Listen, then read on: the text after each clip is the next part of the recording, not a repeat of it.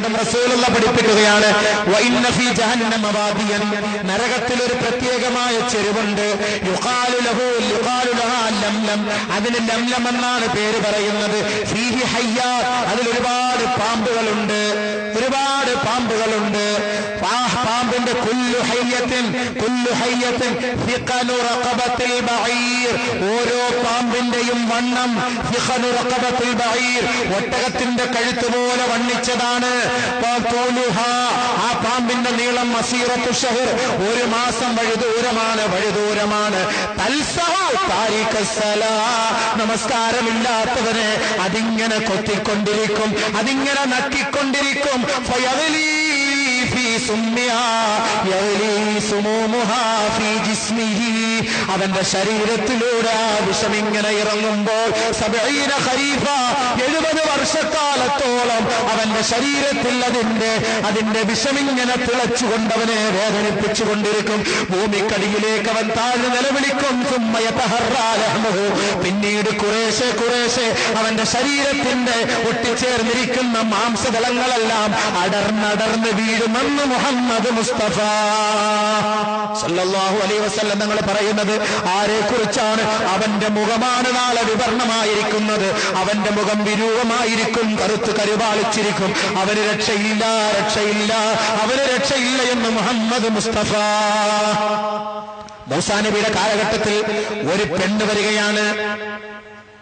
ഇന്ന ഇംറാഅത്തൻ മിൻ ബനി ഇസ്രായീല, ബനു ഇസ്രായേലിന്റെ കാലഘട്ടത്തിൽ ഒരു പെണ്ണ് ജാതില മൂസാ അലൈഹിസ്സലാം, മൂസാ നബിയുടെ അടുക്കലേക്ക് വന്നുകൊണ്ട് മൂസാ നബിയോട് പറയുകയാണ്, യാ റസൂലല്ലാഹ്, അല്ലയോ പ്രവാചകനെ, ഖദ് അദ്നബ്തു ദൻബൻ, ഞാനൊരു തെറ്റ് ചെയ്തു പോയി, അലീമ, അത് വലിയ തെറ്റായി പോയി, അതുകൊണ്ട് എനിക്ക് വേണ്ടി ദുആ ചെയ്യണം, എനിക്ക് വേണ്ടി ഫദ്ഉലി, എനിക്ക് വേണ്ടി പ്രാർത്ഥിക്കണം, അയ്യഗ്ഫിറലി വയതൂബ അലയ്യ, എനിക്ക് വേണ്ടി ദുആ ചെയ്യണം, എന്റെ ഈ പശ്ചാത്താപം സ്വീകരിക്കാൻ എനിക്ക് വേണ്ടി പ്രാർത്ഥിക്കണം. വതുബ്തു ഇലല്ലാഹ്, ഞാൻ അല്ലാഹുവിന്റെ അടുക്കൽ തൗബ ചെയ്ത കാര്യമാണ്, അതുകൊണ്ട് പ്രവാചകരെ അങ്ങോട്ട് ഒന്ന് പ്രാർത്ഥിക്കണമെന്ന് ഒരു സഹോദരി വന്ന് മൂസാ നബിയെ സമീപിച്ചുകൊണ്ട് പറയുമ്പോൾ ഖാല മൂസാ അലൈഹിസ്സലാം ലഹാ, അവളോട് മൂസാ നബി ചോദിച്ചു, വമാ ദംബുകി, എന്താണ് നിന്റെ പാപം? നീ ഇത്രയും വലിയ പാപം ചെയ്ത് തൗബ ചെയ്തല്ലോ, എന്താ ആ പാപം? അവള് പറയുകയാണ്, സനയിത്തു, ഞാൻ വ്യഭിചരിച്ചു, വലത്തു വലതൻ, ഒരു കുട്ടിയെ അതിലൂടെ പ്രസവിക്കുകയുണ്ടായി, ഫഖതൽതുഹു, ഞാൻ അവനെ കൊന്നുകളഞ്ഞു.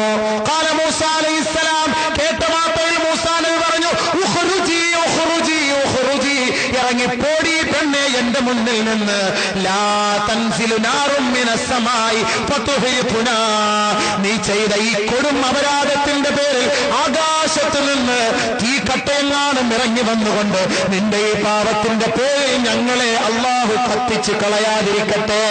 ഫഖറജത് മുൻകസിറത്തൽ ഖൽബ്, വളരെ വിഷമിച്ച് ദുഃഖിച്ച് പ്രയാസപ്പെട്ട് പൊട്ടിപ്പോയ ഹൃദയവുമായി മൂസാ നബി അലൈഹിസ്സലാത്തു വസ്സലാമിന്റെ ദർബാറിൽ നിന്ന് ആ സഹോദരി അങ്ങനെ മടങ്ങിപ്പോവുകയാണ്.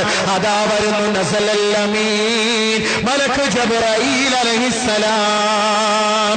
ജിബ്രീൽ എന്ന മാലാഖ ഇറങ്ങി വന്നുകൊണ്ട് പറയുകയാണ്, അല്ലാഹു യഖൂലു ലക്, ഏയ് മൂസാ, നിന്നോട് അല്ലാഹു ചോദിക്കുകയാണ്, ഏ മൂസാ, അല്ലാഹു നിന്നോട് ചോദിക്കുകയാണ്,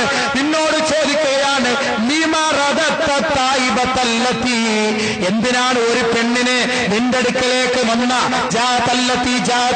നിന്റെ അടുക്കലേക്ക് വന്ന പെണ്ണിനെ, തൗബ ചെയ്ത പെണ്ണിനെ, പശ്ചാത്തപിച്ച പെണ്ണിനെ, പടച്ചവനോട് പൊട്ടിക്കരഞ്ഞ പെണ്ണിനെ എന്തേ മൂസ നീ അത് തിരിച്ചു വിട്ടത് എന്ന് ബഹുമാനപ്പെട്ട ജിബ്രീൽ അലൈഹിസ്സലാത്തു വസ്സലാം ചോദിച്ചപ്പോൾ ബഹുമാനപ്പെട്ട പ്രവാചകൻ വല്ലാണ്ട് വിഷമിച്ചു പോയി.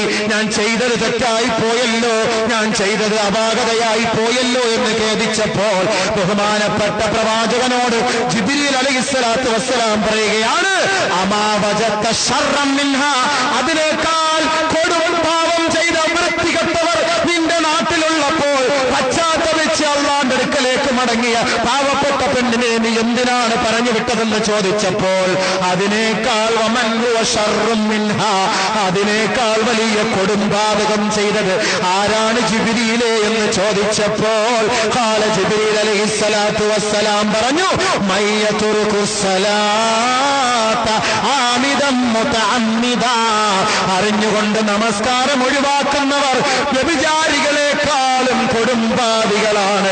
അവർ കൊടുമ്പാവികളാണ് മൂസ.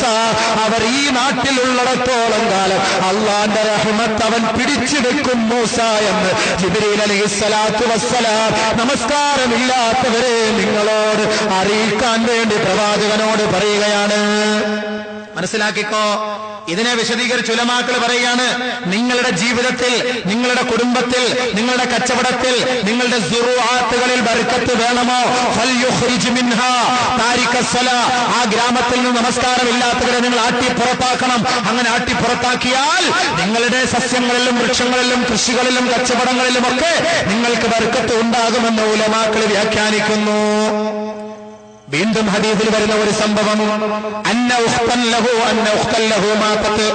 ഒരു സഹാബിയുടെ ഭാര്യ ഒരു സഹാബിയുടെ സഹോദരി മരിച്ചുപോയി. അദ്ദേഹം അങ്ങനെ വരികയാണ്. ആ സഹാബത്തിന് ആ സഹോദരിയെ കബറടക്കുകയാണ്.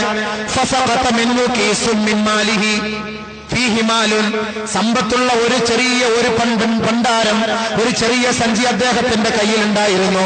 അത് കബറിലേക്ക് വീണുപോയി. സഖത, അതിങ്ങനെ കബറിലേക്ക് വീണുപോയി.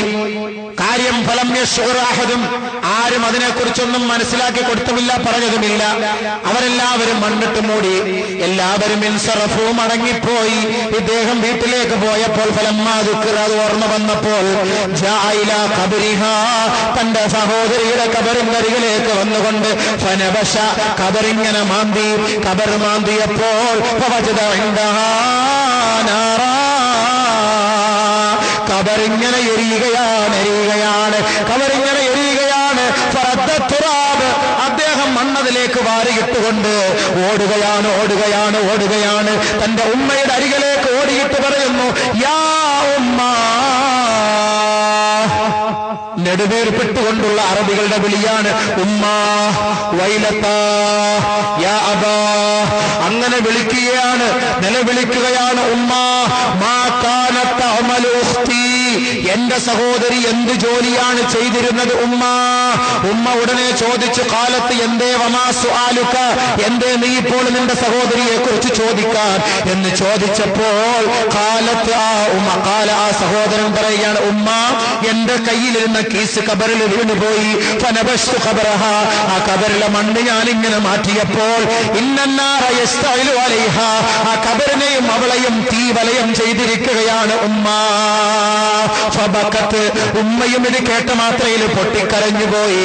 ഉടൻ തന്നെ പറയുകയാണ്, മോനെ, അവൾ ഒരു തെറ്റും ചെയ്യുന്നത് ഞാൻ കണ്ടിട്ടില്ല. പക്ഷേ അവൾ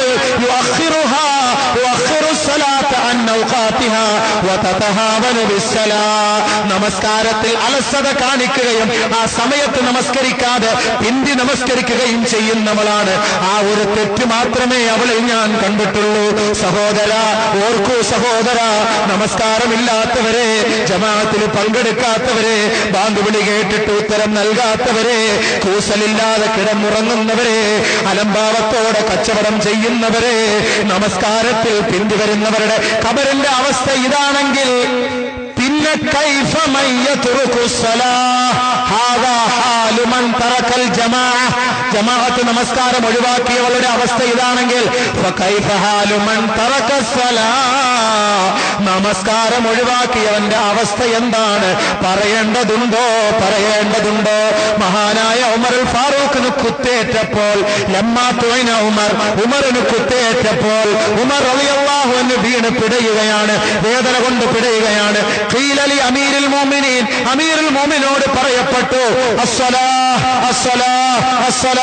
യാ അമീറുൽ മുഅ്മിനീൻ. ഓരോ സഹാബാക്കളുടെ ആവേശം എന്തെന്ന് മനസ്സിലായോ? അവർ മരിക്കുന്ന വേളയിൽ നമസ്കാരം പൂർത്തിയാക്കി നമസ്കരിക്കണമെന്നാണ് അവരുടെ ആഗ്രഹമെങ്കിൽ ബഹുമാനപ്പെട്ട ഉമറുൽ ഫാറൂഖ് റളിയല്ലാഹു അൻഹു കുത്തേറ്റ് പള്ളിയിൽ കിടക്കുമ്പോൾ സഹാബാക്കൾ വിളിച്ചു പറയുന്ന അമീറുൽ മുഅ്മിനീൻ, അമീറുൽ മുഅ്മിനീനെ നമസ്കാരം എന്ന് പറഞ്ഞപ്പോൾ നഅം, പതുക്കെ എഴുന്നേൽക്കുകയാണ്. മുറിയിൽ ഇങ്ങനെ പൊത്തിപ്പിടിക്കുകയാണ്. മഹാനായ ഉമറുൽ ഫാറൂഖ് പറയുകയാണ്, നാം ലാ ഹല്ല ഫിൽ ഇസ്ലാമി ലിമൻ ലാ സ്വലാത്ത ലഹു, ആരെങ്കിലും ഇസ്ലാമിന്റെ പേര് പറഞ്ഞ് ജീവിച്ചിട്ട് അവൻ ജീവിക്കുന്നത് വെറുതെയാണ്, അവന് നമസ്കാരമില്ല എങ്കിൽ അവന് ഒരു ഹള്ളും ഇസ്ലാമിലില്ല.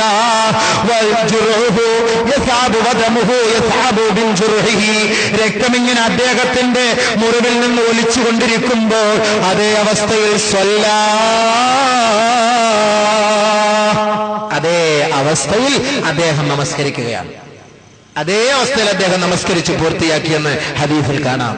എന്നിട്ട് പറഞ്ഞ എന്താ അവസ്ഥയിൽ നിസ്കരിക്കാത്തവർക്ക് ആ മരണത്തോടടുത്ത് കിടക്കുന്ന സമയത്തും പറഞ്ഞത് ചാൻസ് ഇല്ല.